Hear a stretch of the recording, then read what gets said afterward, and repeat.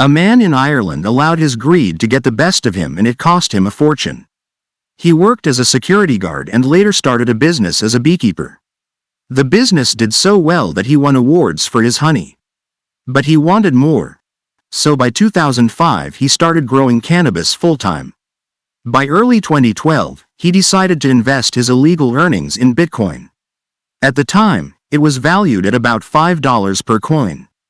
If you've followed the rise in cryptocurrencies over the years, then you know this was a smart investment.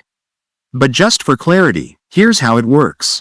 You can buy Bitcoin using regular currency through cryptocurrency exchanges such as Coinbase. But since Bitcoins are not physical coins, to own it you need a digital wallet. This is usually an app on your phone or computer. Each wallet has a unique address, similar to a bank account number, which you use to send and receive Bitcoin. Your ownership of Bitcoin is secured by a private key, which is a secret code that allows you to access your Bitcoin. If you lose this key, you lose access to your Bitcoin. And no one can help you get it back. Here is an example of a typical key code. As you can see, it's quite long and complicated. And that brings us back to our friend in Ireland. Over time, he had purchased 6,000 Bitcoins and the value started to increase. By 2017, he was concerned that his single account of 6,000 coins could get hacked, so he created 12 separate accounts and placed 500 coins in each. Let's do a little math here. When he first started, his coins were worth $5 each. So 6,000 coins would be $30,000. But by the start of 2017, the value of each coin rose to $997. So his holdings went from $30,000 to nearly $6 million. Later that year, police found more than $2,000 worth of cannabis in his car and sent the man to prison for 5 years. The Criminal Assets Bureau also confiscated his Bitcoin accounts. They were able to get the code for a separate account and seized $1.6 million in Bitcoin. In addition, they confiscated more than $100,000 in cash. But that did not include the 12 accounts that held the 6,000 Bitcoins, which were now worth $60 million. The High Court in Dublin ruled that the man had forfeited the accounts because they were proceeds from a crime. The monetary value of the Bitcoin made this the biggest case in the agency's 25-year history. But they will never see a dime of it. That's because the man wrote the codes on a piece of paper and hid them in the aluminum cap of a fishing rod case that he kept at his rented home. However, while he was in jail for 5 years, he was unable to pay his rent. So the landlord had the home cleared out and his personal belongings were thrown away. Among the items tossed was the fishing rod case containing the Bitcoin codes. The trash was then sent to the local dump and likely incinerated. Police were able to confirm the story with the landlord and the workers who cleaned the apartment. And by the end of 2017, Bitcoins were going for over $19,000 each. So those accounts were worth over $100 million that year. If that wasn't bad enough, it gets even worse. In 2024, Bitcoin had peaked at just over $70,000 each. So 6,000 coins would be worth over $400 million. Remember, this guy paid just $5 per coin in 2012.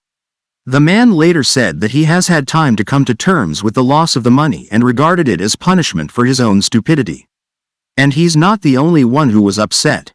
You can imagine that the landlord has to be pretty sick these days as well. And let's not forget about the Criminal Assets Bureau of Ireland. They missed out on a huge windfall as well. But you do have to wonder why this guy was still in the drug business once his Bitcoins were worth millions. We only have one guess: greed.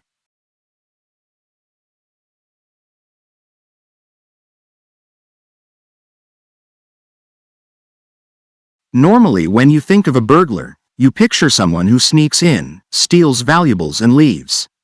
But a burglar in Boise, Idaho wasn't your typical thief. He was also a stalker who targeted female victims. He was seen on multiple surveillance videos casually walking onto his victims' properties. Once he was inside, he stole the usual money, credit cards, and debit cards and weapons. But since these were female victims, he also seemed to have a fetish for their underwear. So he made it a point to steal their panties as well. In one instance, he entered the home while the victims were sleeping.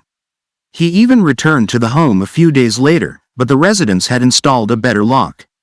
When you look at the footage in this surveillance video, you can see how he first surveys the area.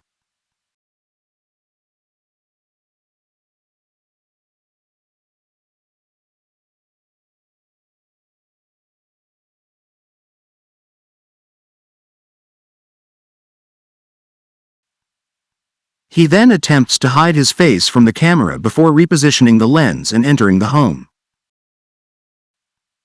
And in this scene, we see the same suspect wearing a hoodie as he forces his way into an apartment. Once inside, he can be seen walking through the apartment and even checks the peephole to make sure no one is at the door. He then goes back to searching the home. So in both of these clips, we see the victims had surveillance equipment, but it didn't stop the thief. Perhaps if they owned a dog, things would have been different. Well, here's a home with a dog. Let's see how this works out.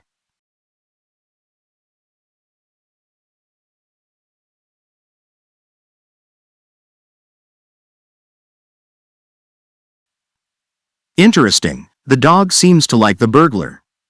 Once again, notice how he keeps his face hidden from the camera as he enters the home.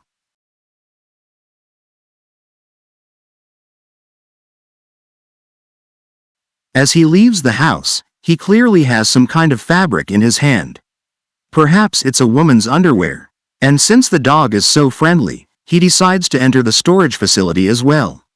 In one instance, police said he even rearranged the victim's personal belongings while burglarizing her home.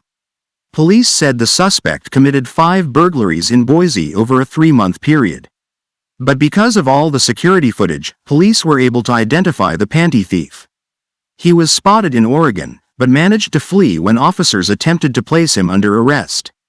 They wound up issuing a $500,000 nationwide extraditable warrant. While he was on the run, he continued his crime spree. He even kidnapped and harassed a homeowner and stole their car. Police also discovered that he was now using a very distinct mask to hide his face. But that only made it easier for police to confirm he was at a particular crime scene. Fortunately, police were able to capture the 38-year-old suspect following multiple police chases that ended in a standoff at an industrial plant. He was charged with 33 different crimes committed across 3 states. Officers were able to recover many of the stolen items, but it's doubtful any of the women would want their stolen panties back.